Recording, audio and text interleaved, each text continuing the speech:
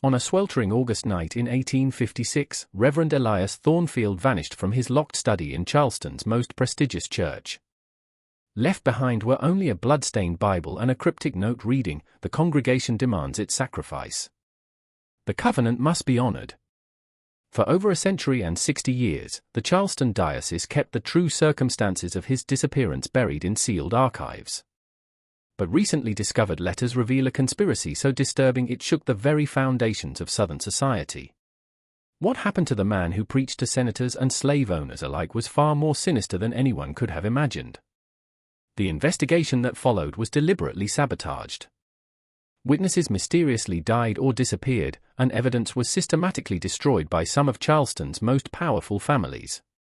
Before we continue with the story of Reverend Thornfield and the dark secrets that consume Charleston's elite, subscribe to our channel and leave a comment telling us what state you're listening from. We love connecting with fellow mystery enthusiasts across America. The stories we uncover often hit closer to home than you might expect. The truth about that humid August evening would expose a web of corruption, forbidden desires, and deadly ambition reaching into the highest echelons of Charleston society, involving federal senators, Supreme Court justices, and banking dynasties whose names still grace Charleston's most prestigious streets today. Charleston in 1856 stood as the crown jewel of the antebellum South. Its cobblestone streets were lined with grand mansions housing some of the wealthiest families in America. The city's economy thrived on rice, cotton, and the brutal machinery of slavery, creating a society where appearances mattered more than souls, and reputation could determine life or death. The smell of jasmine and magnolia blossoms couldn't quite mask the underlying stench of human misery permeating the slave markets, while the sound of church bells competed with the cries of auctioneers selling human flesh. St. Bartholomew's Episcopal Church rose majestically on Meeting Street, its Gothic spires piercing the humid sky like accusatory fingers pointing toward heaven. The church had been built in 1848 with funds donated by Charleston's most powerful families, the Ravenels, who controlled the largest rice plantations in the Low Country, the Pinckneys, whose legal dynasty had shaped South Carolina's constitution, the Rutledges, whose political influence extended all the way to Washington. These were men who controlled not just vast plantations worked by thousands of enslaved souls, but the very pulse of Southern politics and commerce. Within these hallowed walls, deals were struck that would determine the fate of entire congressional districts. Marriages were arranged to consolidate family fortunes worth millions, and secrets were buried deeper than any grave in the church's ancient cemetery. The pews were assigned according to a strict social hierarchy, the front rows reserved for families whose ancestors had signed the Declaration of Independence, the middle sections for successful merchants and professionals, and the back areas for the city's working class and those whose social standing remained questionable. Reverend Elias Thornfield had arrived in Charleston 3 years earlier from Richmond, Virginia, carrying impeccable credentials and letters of recommendation from some of the most influential families in the Old Dominion. His previous position at St. Paul's Episcopal had ended abruptly under circumstances never fully explained, though whispered rumors suggested a scandal involving a prominent family's daughter. The Richmond diocese had been eager to provide him a new position far from Virginia, and Charleston's vestry had been impressed by his scholarly reputation and magnetic presence. At 38, Thornfield possessed the rare combination of intellectual brilliance and magnetic charisma that drew both men and women to hang on his every word. He stood well over 6 feet tall with piercing blue eyes and prematurely silver hair that gave him an appearance of distinguished wisdom beyond his years. His voice carried the refined cadences of Virginia aristocracy, but with an underlying intensity that made even the most hardened plantation owners feel he could see directly into their souls. His sermons packed St. Bartholomew's to capacity every Sunday, with carriages lining the streets as far as Broad Street. Politicians would reschedule important meetings to attend his services, and prominent families from as far away as Savannah would make the journey to Charleston specifically to hear him preach. His reputation for eloquence was matched only by his apparent gift for understanding the deepest spiritual needs of his congregation. But Thornfield was more than just a gifted orator.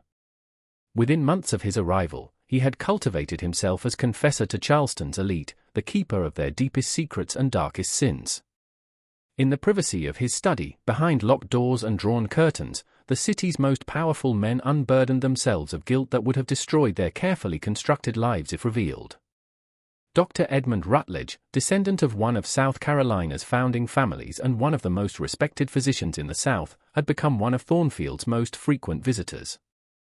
Rutledge owned not only a thriving medical practice but also controlled several of the city's most profitable businesses, including a discreet establishment on Magnolia Street that catered to the particular needs of wealthy gentlemen. His wife Margaret, a delicate woman of impeccable breeding, remained blissfully unaware of her husband's diverse business interests. Judge Hamilton Crenshaw, whose courtroom decisions could make or break entire families, had also fallen under Thornfield's influence. Crenshaw's reputation for incorruptible justice was legendary throughout South Carolina. But behind closed doors, he struggled with gambling debts threatening to expose his family to financial ruin. The judge's weekly visits to Thornfield's study had become as regular as Sunday service itself. Senator Robert Bonwell, one of the most powerful men in Washington and a fierce advocate for Southern interests, had been spotted entering the church at odd hours, always alone and always with the furtive manner of a man carrying dangerous secrets. Bonwell's political future depended on maintaining his image as a moral paragon, but whispers in Charleston's drawing room suggested his rise to power had involved compromises that would shock even his most cynical supporters.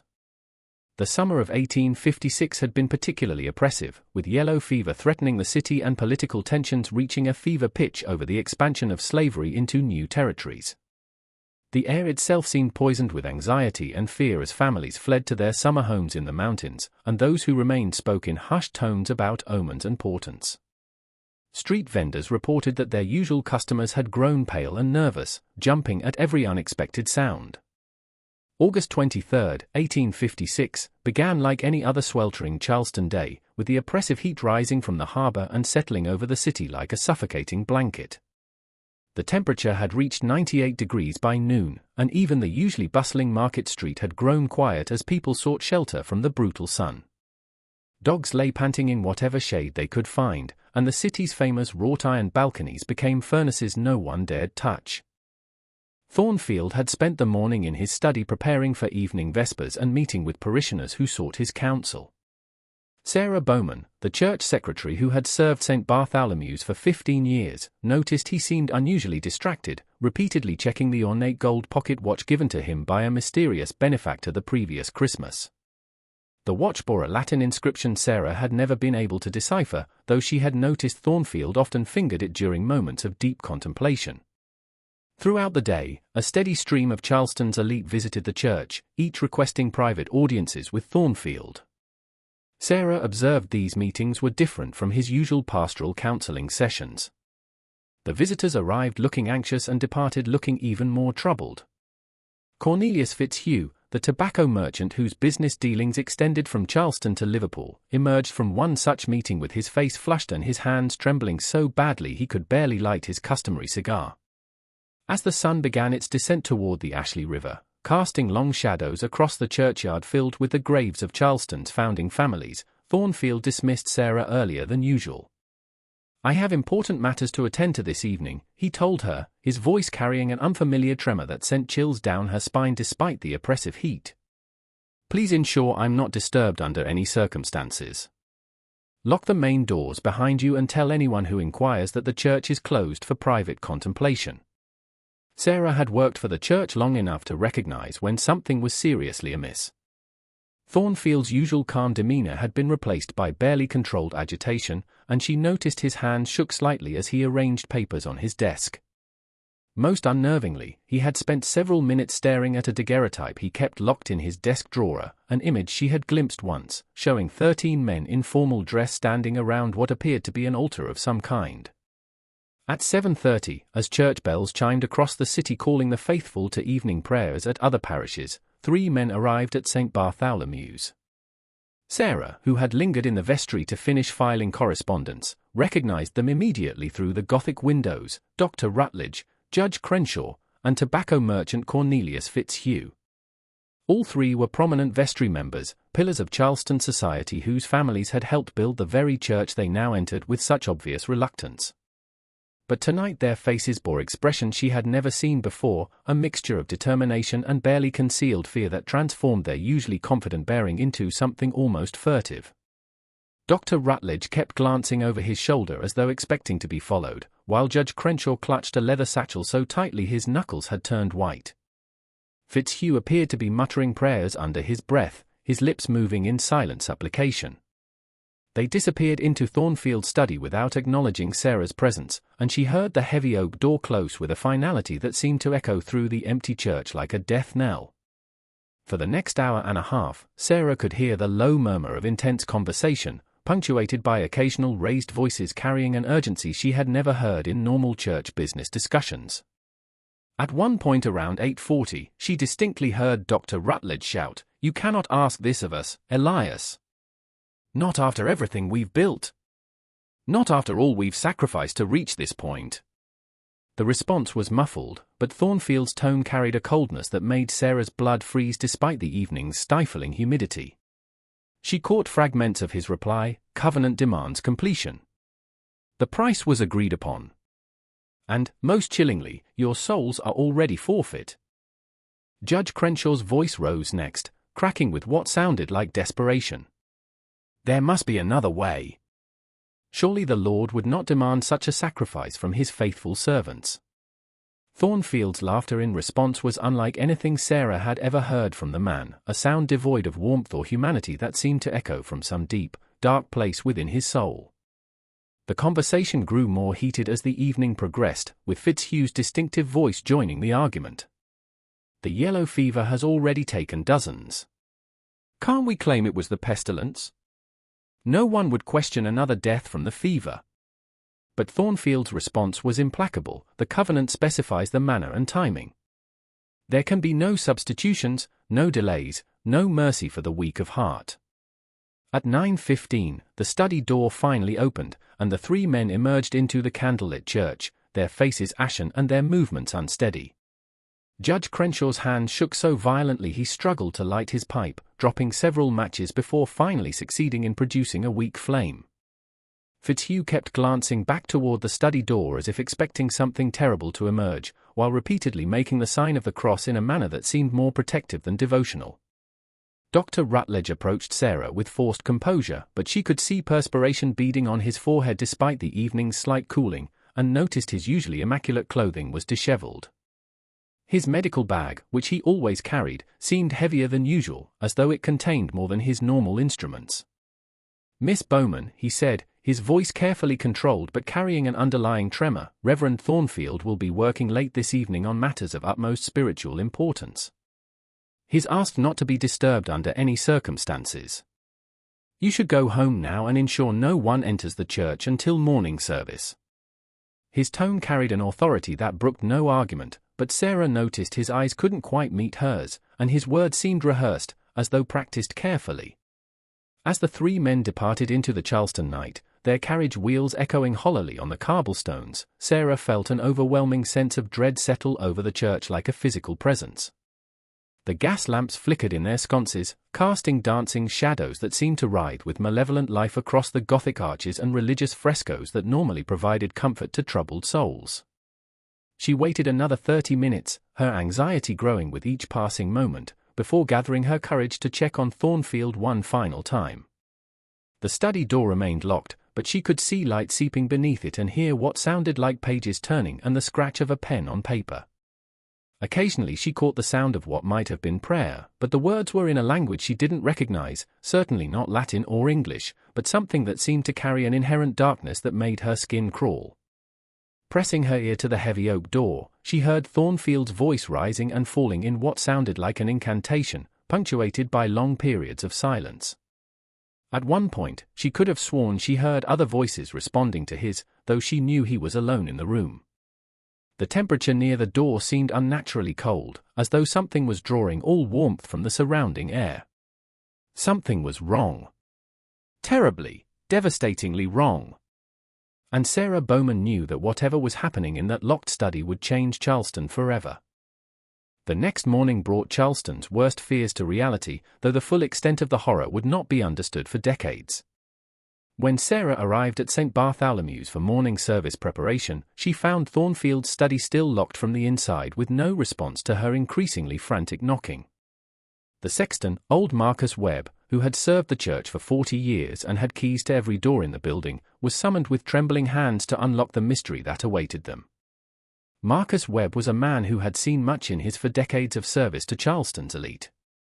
But nothing had prepared him for what they discovered when that heavy oak door finally swung open. The study was empty of human life, but the scene that greeted them would haunt Charleston for generations and drive both Sarah and Marcus to their graves carrying secrets too terrible to share. Thornfield was gone, vanished as completely as if he had never existed. But the manner of his disappearance defied all logic, reason, and natural law. The windows remained locked from the inside, their heavy wooden shutters latched securely with iron bars showing no signs of tampering.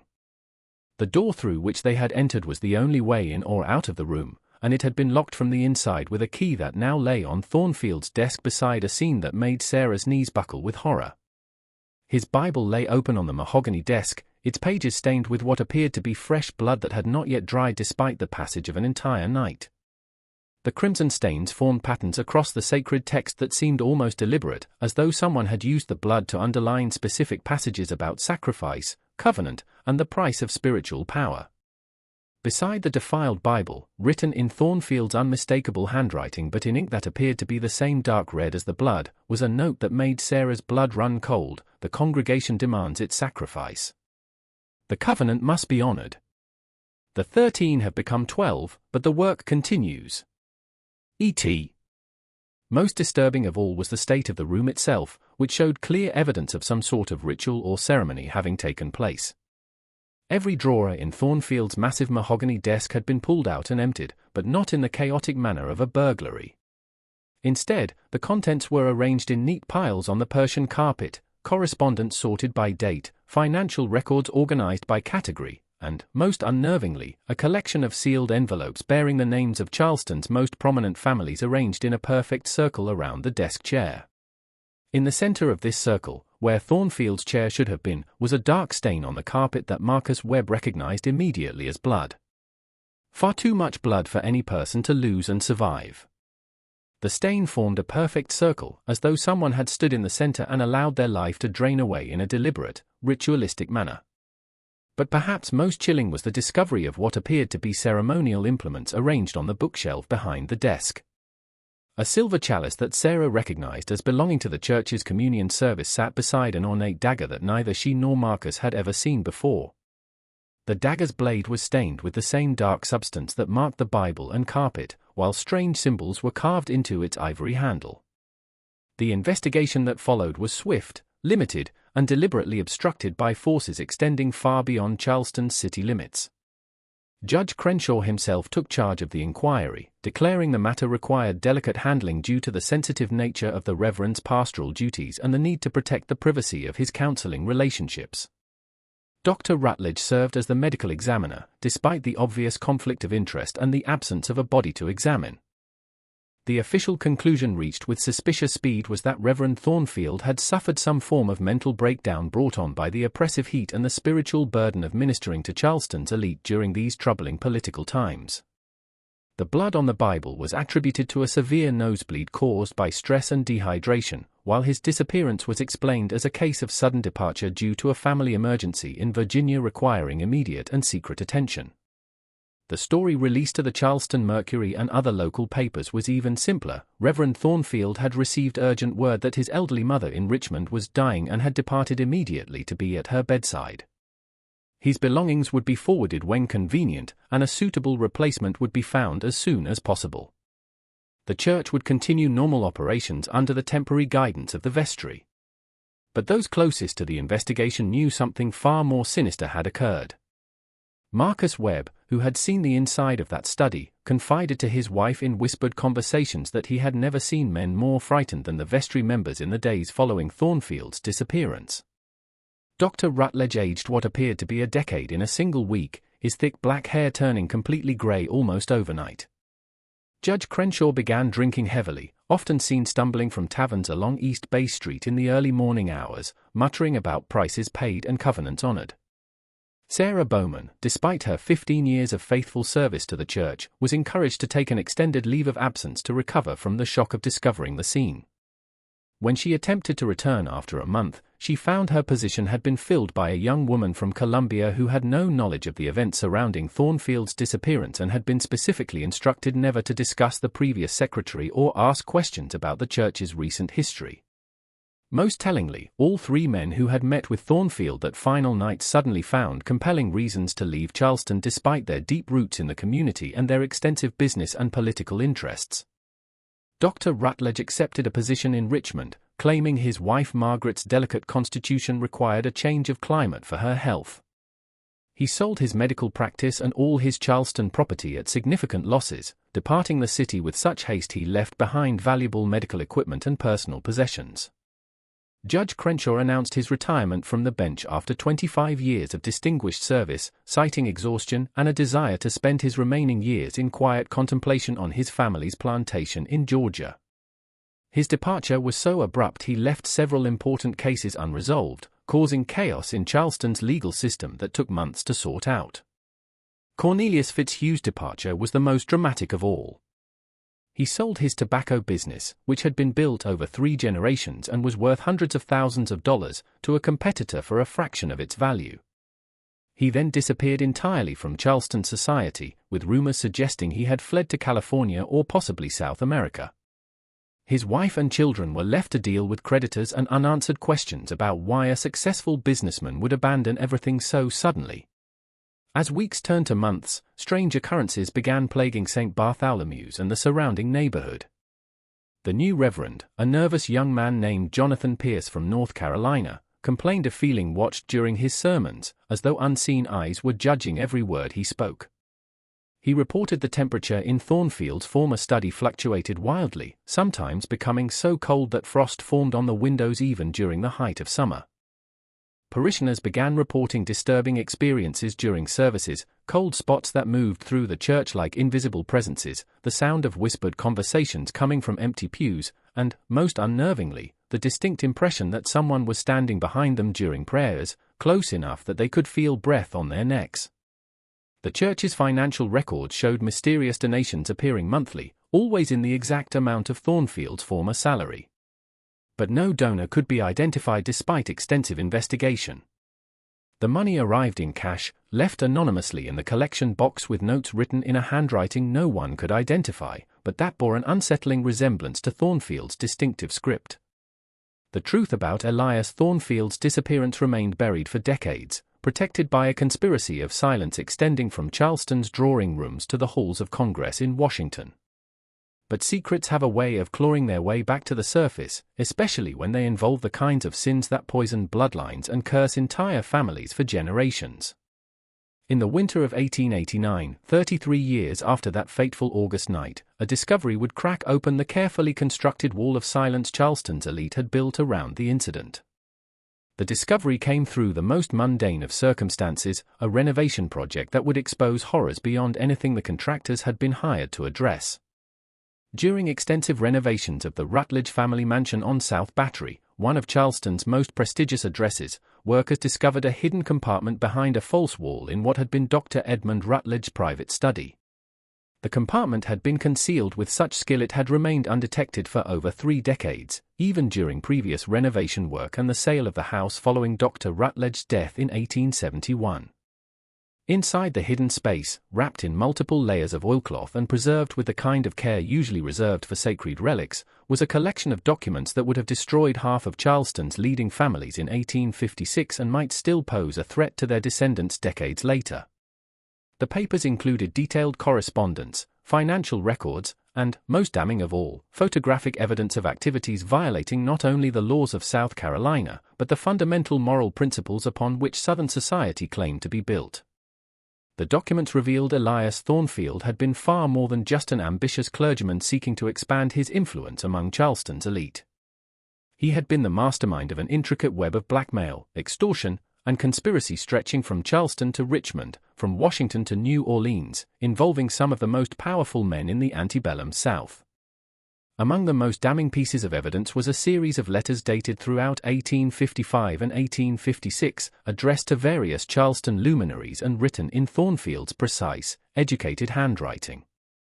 These were not the pastoral letters one might expect from a minister to his congregation, but rather the cold, calculated communications of a master blackmailer who had spent years gathering information that could destroy lives, families, and political careers with surgical precision.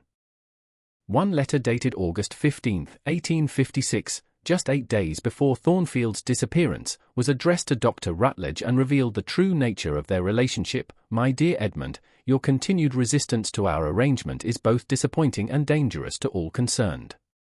The photographic evidence I possess of your activities at the Magnolia Street establishment would not only ruin your medical reputation, but would likely cause your dear wife Margaret's delicate constitution to suffer a collapse from which she might never recover. More importantly, the documentation of your involvement in the illegal importation of opium from Charleston's Chinese Quarter would result in federal charges that would see you imprisoned for the remainder of your natural life. Senator Bonwell has already agreed to our terms regarding the federal land appropriations in the territories. Judge Crenshaw understands perfectly the consequences of refusing to ensure favorable verdicts in the Morrison slave uprising trials. I trust you will reconsider your position regarding the yellow fever medication supplies and the special arrangements we discussed. The Lord's work requires sacrifice from all his servants, and the covenant demands completion. Your eternal soul, along with those of your fellow participants, hangs in the balance. E.T. The letter revealed not only the scope of Thornfield's blackmail operation, but also hinted at something far more sinister, some sort of spiritual or occult covenant that bound his victims to him in ways going beyond simple extortion. The reference to eternal souls and completion suggested Thornfield believed he was engaged in something more significant than mere earthly corruption. Another document in the collection was even more revealing, a leather-bound ledger listing the names of over 40 Charleston luminaries alongside cryptic entries detailing their crimes and the prices they paid to keep them secret. The entries read like a catalogue of human depravity: Br. Cotton futures manipulation through federal contacts, $500 month. HC. Jury tampering in capital cases, acquittal guarantees, $300 month. PM, slave breeding documentation and trafficking records, ongoing protection. WS, federal postal contracts fraud, revenue splitting arrangement. But the ledger revealed Thornfield's operation went far beyond simple blackmail for financial gain. The money he collected was being funneled toward something called the Sacred Works Fund, with detailed accounting showing massive expenditures for ritual materials, ceremonial requirements, and, most disturbing of all, acquisition costs for covenant participants. Tucked between the pages of the ledger was a membership roster for something called the Covenant of Solomon, listing 13 names including Thornfield's own at the top as High Priest and Master of Ceremonies. The other 12 names included Dr. Rutledge, Judge Crenshaw, and Cornelius Fitzhugh, but also revealed the participation of men whose involvement would have shocked Charleston society even more: Senator Robert Bonwell, Federal Judge William Manning, Charleston Mayor Patrick Hennessy, and several others whose families remained prominent in Charleston circles decades later. Below the names was a chilling motto written in both English and what appeared to be Hebrew: "Through sacrifice, we achieve dominion. Through dominion, we achieve immortality. Through immortality, we transcend the laws of God and man." The roster was dated 1854, just 2 years after Thornfield's arrival in Charleston, suggesting he had spent considerable time identifying and recruiting his participants. Beside each name was a date and a cryptic notation, initiated through confession of the Morrison affair. Bound through evidence of the federal contract fraud. Secured through photographic documentation. It became clear Thornfield had used his position as confessor and his network of informants to identify men whose secrets made them vulnerable to coercion, then systematically recruited them into whatever dark purpose drove his covenant. The final document in the collection was perhaps the most disturbing, a detailed floor plan of Charleston's old slave market with specific chambers marked for what were described as covenant rituals and sacred works. The plan showed the market's public areas were only a small portion of the building. Beneath the main floor was an extensive network of underground chambers that had been modified for purposes having nothing to do with the legal slave trade. Dates spanning from 1854 to 1856 were penciled in the margins with notations about subjects acquired, ceremonies completed, and covenant obligations fulfilled. The most recent entry, dated August 20, 1856, just 3 days before Thornfield's disappearance, read simply, "Final sacrifice prepared. Covenant completion scheduled." The Master's Hour approaches. Martha Rutledge, Dr. Edmund's granddaughter, who had inherited the mansion along with the burden of her family's dark history, brought the documents to her attorney with hands that shook from more than just age.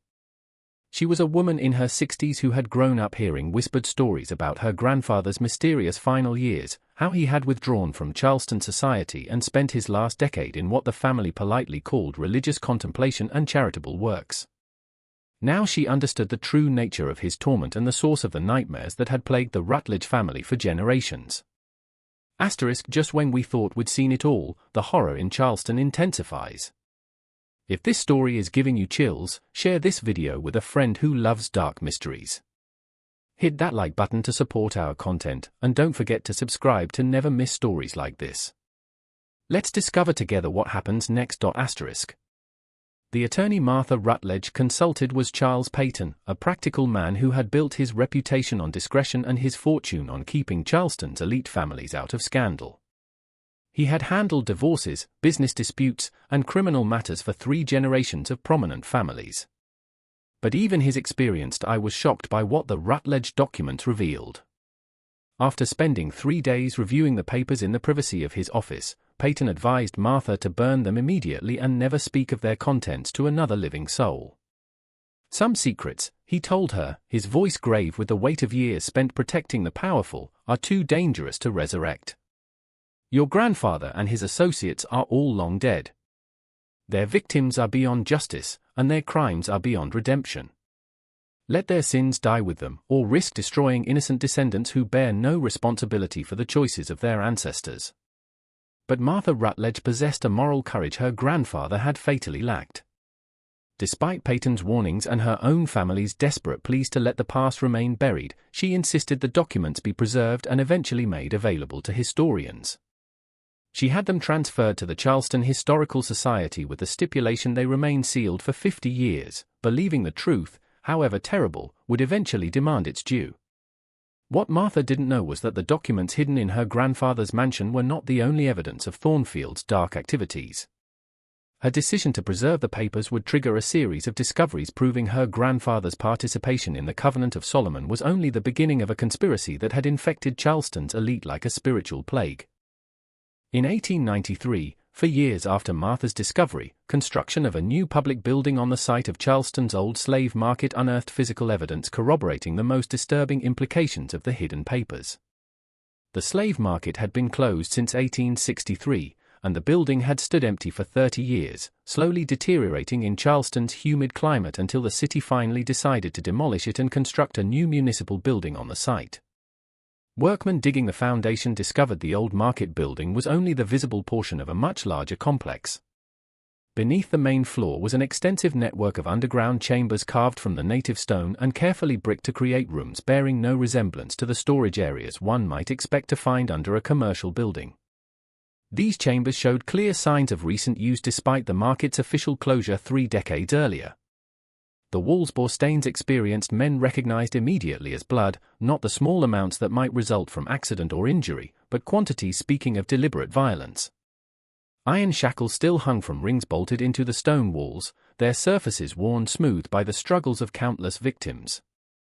But it was the discovery of personal effects in the deepest chamber that sent chills through the investigation team and confirmed the worst fears raised by the Rutledge documents. Among the items recovered were a gold pocket watch engraved with the initials E.T. and the Latin inscription Tempus Mortis, time of death. The watch was immediately identified by elderly parishioners as the timepiece Reverend Thornfield had consulted obsessively during his final days in Charleston. Also found was a silver communion cup bearing the seal of St. Bartholomew's Church, its surface stained with substances the city's medical examiner preferred not to identify in his official report. Most disturbing of all was a collection of daguerreotype photographs showing 13 men in ceremonial robes standing around what appeared to be an altar constructed from human bones. The city's response to these discoveries was swift, decisive, and clearly coordinated at the highest levels of government. Mayor Thomas Bennett, whose own family name appeared in the Rutledge documents, personally ordered the chambers be filled with concrete before any detailed investigation could be conducted. The construction proceeded on an accelerated schedule, and within 6 months, the new Charleston Municipal Building stood atop whatever secrets lay buried beneath. However, the construction workers had not been sworn to secrecy, and rumors began circulating through Charleston's working-class neighborhoods with the speed and virulence of yellow fever. The stories grew more detailed and disturbing with each telling, as men who had worked in those underground chambers shared what they had seen with wives, who whispered to neighbors, who confided in friends, until all of Charleston hummed with barely suppressed horror. Thomas McKenna, an Irish stoneworker who had helped excavate the chambers, began drinking heavily after the discovery, spending his wages in taverns along the waterfront where he would regale anyone who would listen with increasingly wild accounts of what they had found. McKenna had worked construction in Boston and New York before coming to Charleston, and he claimed he had never seen anything that compared to the deliberate evil practiced in those underground rooms. 13 bodies, he would whisper, his voice slurred with whiskey and terror, his hand shaking as he tried to light another cigarette. 13 poor souls, black and white alike, arranged in a perfect circle around that damned altar like they was participating in some sort of prayer meeting. But this wasn't no Christian gathering, I can tell you that, the way they was positioned, the things that had been done to them before they died. It was like something from the depths of hell itself. McKenna's accounts might have been dismissed as the ravings of a traumatized drunk, except for one disturbing detail that proved prophetic and connected his claims to the Rutledge documents. He insisted the bodies were arranged according to a specific pattern, with 12 victims forming a circle around a 13th figure dressed in the black robes of a clergyman. But here's the thing that'll haunt me to my grave, McKenna would continue, his voice dropping to barely a whisper as he leaned closer to his drinking companions. That preacher in the center wasn't killed like the others. No, sir. That devil died with a smile on his face and his hands folded in prayer, like he was welcoming whatever dark angel had come to collect his soul. And the knife, Jesus, preserve us, the knife was still in his own hands.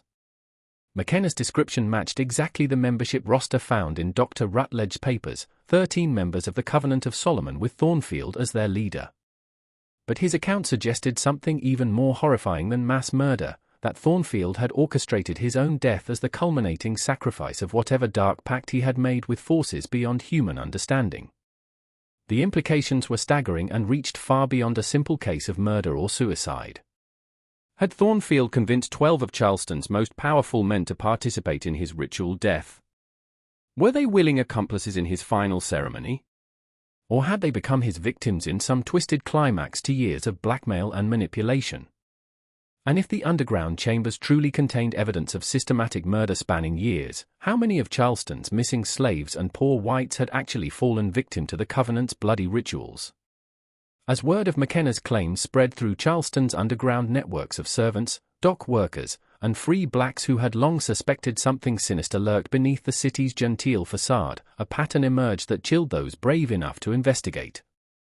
Church records from St. Bartholomew's showed that beginning in 1854, the same year the Covenant of Solomon was established, significant donations had been made to fund what was described as special ministry to Charleston's unfortunate population. The ministry, overseen personally by Thornfield and administered through a committee including Dr. Rutledge, Judge Crenshaw, and Cornelius Fitzhugh, claimed to provide aid to runaway slaves, destitute immigrants, and others existing on the margins of Charleston society. The records showed substantial funds were allocated for housing, feeding, and spiritual guidance for these unfortunates, with detailed accounting suggesting a well-organized charitable operation. But city records told a very different story, painting this supposed charity in the darkest possible light. During the same period St. Bartholomew's was claiming to help Charleston's most vulnerable populations, disappearances among these groups had increased dramatically. The police reports filed, but rarely investigated due to the low social status of the missing persons, documented dozens of cases fitting a disturbing pattern. The missing were invariably young adults between 18 and 30, both male and female, with no family connection strong enough to demand justice when they vanished. They were runaway slaves seeking freedom in the North, Irish immigrants who had arrived in Charleston with nothing but hope, free blacks whose lack of documentation made them easy targets, and poor whites whose disappearance would cause no disruption to Charleston's social order. Most unnervingly, several of the missing persons had last been seen in the company of well-dressed gentlemen claiming to represent charitable organizations offering assistance. Witnesses described these benefactors as refined, educated men who spoke with the authority of those accustomed to being obeyed, descriptions that could have applied to any member of Charleston's elite, including the known participants in Thornfield's covenant. The pattern became even more disturbing when cross-referenced with the dates noted in Thornfield's ritual calendar found among the Rutledge documents. Every disappearance coincided with what Thornfield had marked as covenant obligations or sacred works, suggesting the missing persons had been specifically selected and acquired for whatever ceremonies the group conducted in those underground chambers. Dr. Magnus Steinberg, a German physician who had immigrated to Charleston in 1855 and treated the city's poor population, had grown increasingly troubled by the pattern of disappearances. In letters to his brother in Hamburg, Steinberg wrote he suspected something far more sinister than simple crime was behind the vanishings. The missing persons share characteristics that suggest deliberate selection rather than random predation, he wrote in December 1855. They are uniformly healthy, young, and without social connections that would trigger extensive searches. More disturbing still, several patients who sought my services reported being approached by representatives of charitable organizations that I have been unable to verify actually exist. I fear Charleston's facade of Christian charity may conceal appetites far darker than mere greed or lust. Steinberg's concerns proved prophetic when he himself disappeared in February 1856, just 6 months before Thornfield's own vanishing. His body was never found, but his medical bag was discovered floating in Charleston Harbor with a note suggesting depression over his inability to help his patients had driven him to suicide. However, those who knew Steinberg well found this explanation unconvincing. He had been a man of deep faith and strong moral convictions who had spoken often of his obligation to serve those whom society had abandoned. The final piece of the puzzle emerged in the most unexpected way through the conscience of a dying man who had carried the weight of terrible knowledge for nearly half a century. In the winter of 1901, 45 years after Thornfield's disappearance, Samuel Fletcher lay on his deathbed in a Charleston charity ward, consumed by tuberculosis and an even more consuming guilt that had poisoned his soul for decades. Fletcher had been a night watchman at the old slave market during the 1850s, a position that had given him access to parts of the building most citizens never saw, and had made him witness to activities no Christian soul should ever have to endure. As death approached with inexorable certainty, he summoned Father Patrick McGrath, the Irish priest who ministered to Charleston's poor and dispossessed, and unburdened himself of secrets that had haunted his dreams and poisoned his waking hours for nearly 5 decades. "Father," Fletcher wheezed, his voice barely audible above the rattle in his chest and the moans of other dying men in the charity ward, "I've got to tell someone before I meet my maker. I've been carrying the devil's own secrets, and it's time for the truth to see the light of day, even if it damns me in the telling." What Fletcher revealed in that stinking charity ward, surrounded by the forgotten and abandoned of Charleston society, shattered any remaining illusions about Thornfield's disappearance and exposed a conspiracy so vast and evil it had corrupted some of the most powerful families in the South. The Reverend had not vanished mysteriously.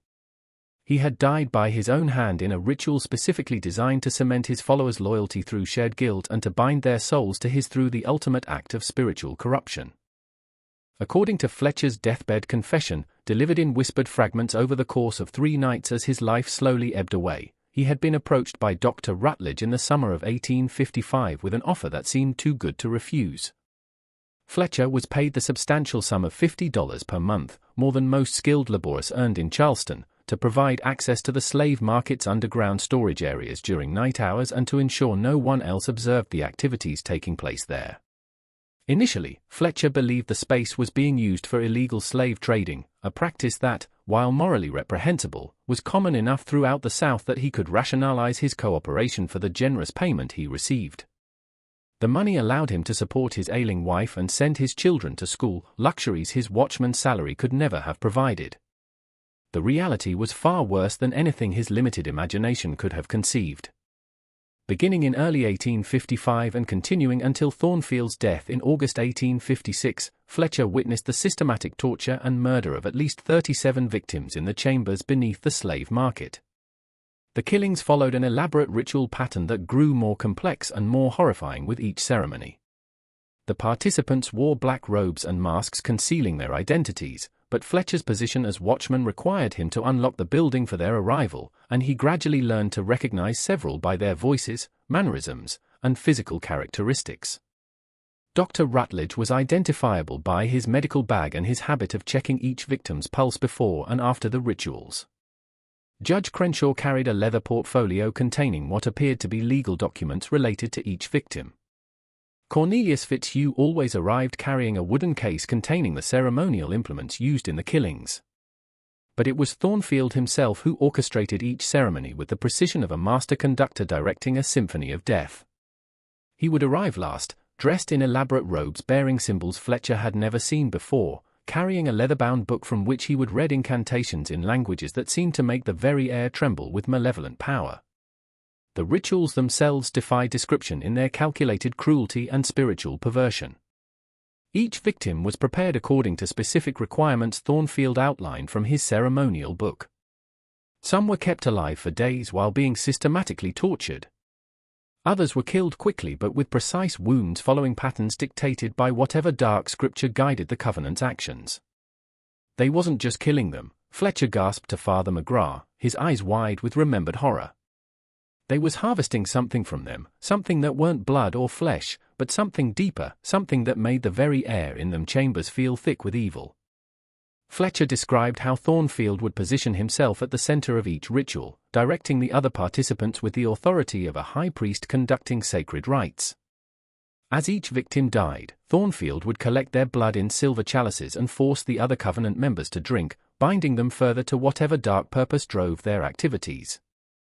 But the final ceremony, conducted on the night of August 23, 1856, was different from all the others in ways that still made Fletcher's voice shake with terror 45 years later.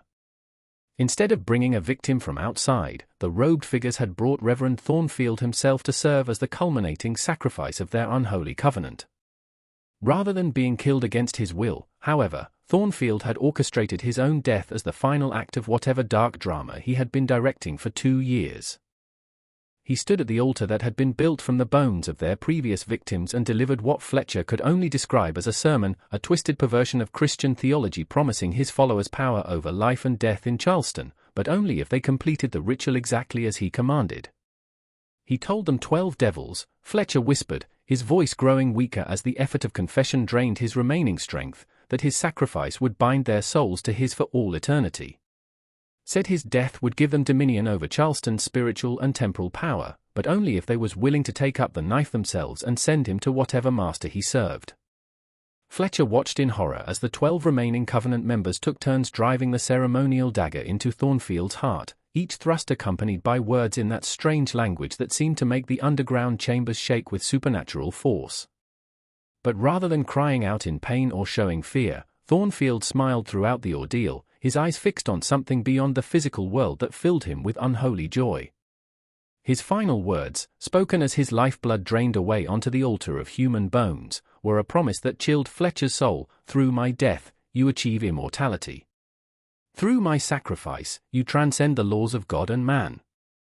We are bound now by blood and darkness until the end of time itself.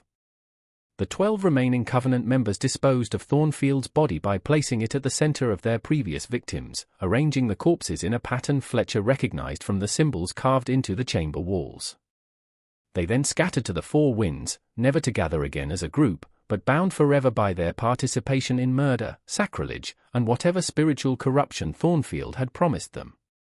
Fletcher's journal, which he had hidden in the walls of his tenement apartment and which Father McGrath recovered after the old man's death, contained detailed accounts of each ceremony he had witnessed. The entries, written in a shaky hand reflecting his limited education but absolute terror, included names of victims, descriptions of ritual implements, and, most damning of all, the real names of all 13 Covenant participants. Father McGrath faced an agonizing decision as he sat in his small rectory. Fletcher's journal spread before him like evidence of humanity's capacity for ultimate evil. He could expose the truth and destroy the reputations of families whose descendants still wielded enormous power in Charleston and throughout the South.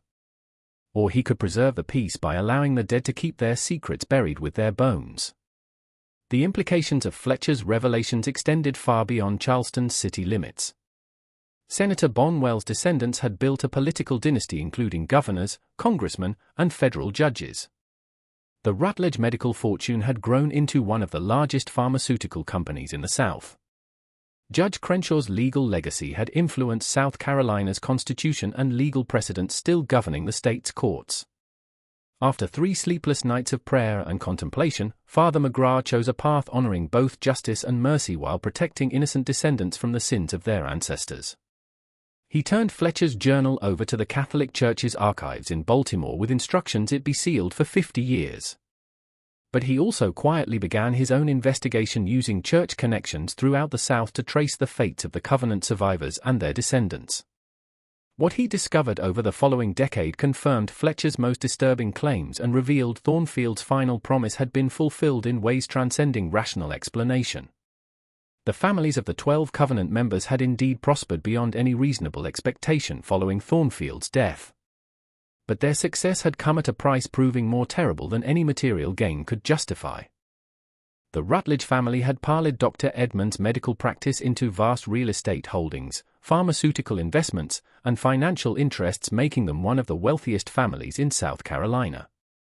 But prosperity had been accompanied by a hereditary curse of guilt and madness manifesting in every generation.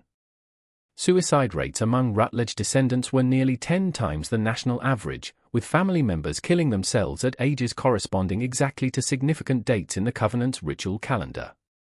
Judge Crenshaw's sons had built a legal dynasty dominating South Carolina politics for 3 generations, producing governors, senators, and Supreme Court justices whose influence shaped Southern law for decades.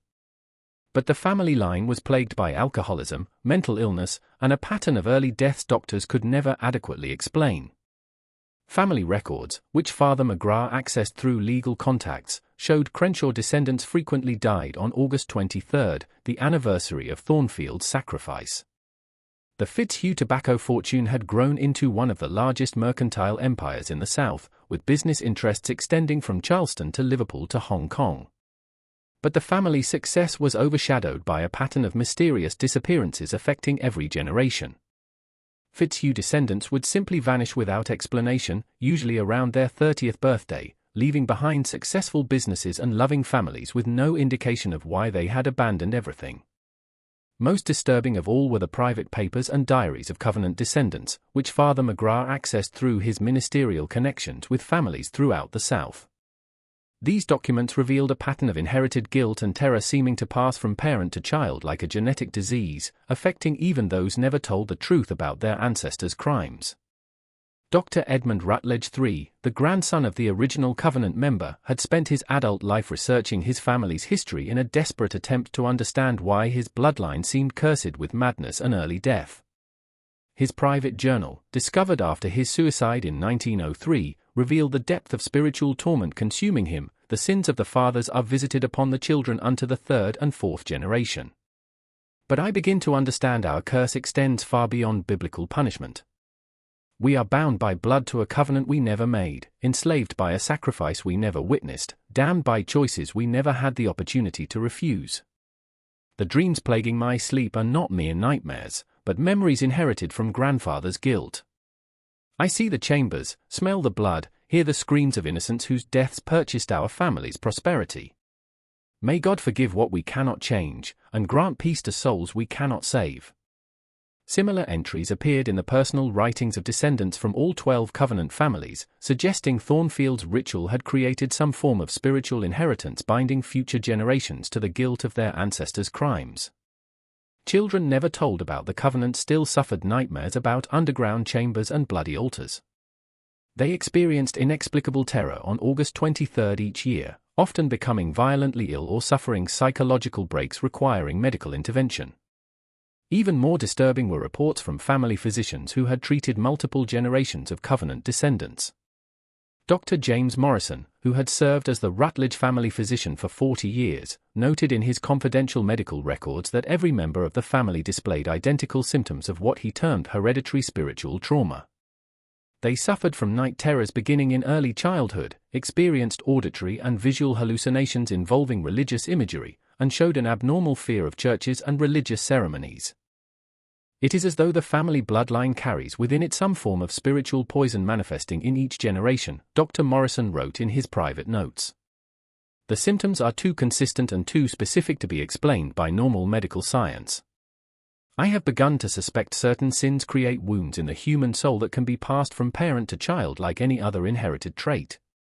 By 1910, several of the original Covenant family lines had died out entirely, their last descendants either committing suicide, disappearing mysteriously, or dying young from illnesses physicians could not diagnose or treat. Those families that survived did so only by leaving Charleston permanently and changing their names, attempting to break whatever spiritual chains bound them to Thornfield's legacy. The truth about Reverend Elias Thornfield's disappearance died with the last of the Covenant's direct descendants in the 1920s, but the evidence of their crimes remains sealed in archives across the country, waiting for future generations to uncover. The chambers beneath Charleston's municipal building were never fully excavated, their secrets buried beneath tons of concrete and the weight of deliberate forgetting. But the spiritual corruption Thornfield unleashed on Charleston did not die with his covenant. Father McGrath's investigation revealed the pattern of disappearances among the city's vulnerable populations had continued sporadically throughout the decades following 1856, suggesting Thornfield's methods had inspired imitators, or that some aspect of his dark work had achieved the immortality he promised.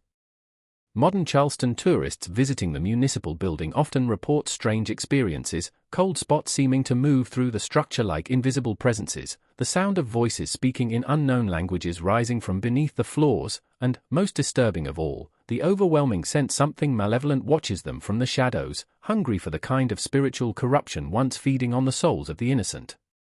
The building's security guards who work the night shift alone in the structure have reported hearing what sounds like ceremonial chanting emanating from the basement levels.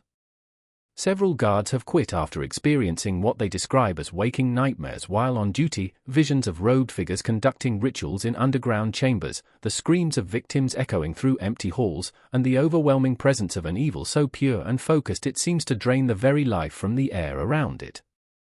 Sometimes on humid August nights when the air hangs heavy over Charleston's historic district like a funeral shroud, residents report strange sounds emanating from beneath the municipal building, the echo of voices raised in unnatural prayer, the scrape of metal on stone that might be ceremonial daggers being sharpened for unholy work, and, most disturbing of all, the sound of laughter seeming to rise from the very depths of hell itself, as though Elias Thornfield still conducts his dark symphony from whatever realm claims the souls of those who trade their humanity for temporal power. This mystery shows us how the pursuit of power and the corruption of faith can create evils echoing through generations, poisoning entire bloodlines with inherited guilt and supernatural terror. The true horror of Thornfield's covenant was not just the murders they committed or the innocent lives they destroyed, but the spiritual darkness they unleashed on their descendants, binding future generations to sins they had never committed and creating a legacy of madness and death proving more enduring than any material wealth they accumulated through their crimes. What do you think of this story? Do you believe everything was revealed? Or are there darker secrets still buried beneath Charleston's genteel facade? Have you ever experienced something unexplainable in a historic building that left you wondering what tragedies might have occurred there decades or centuries ago? Leave your comment below and let us know what you think really happened in those underground chambers.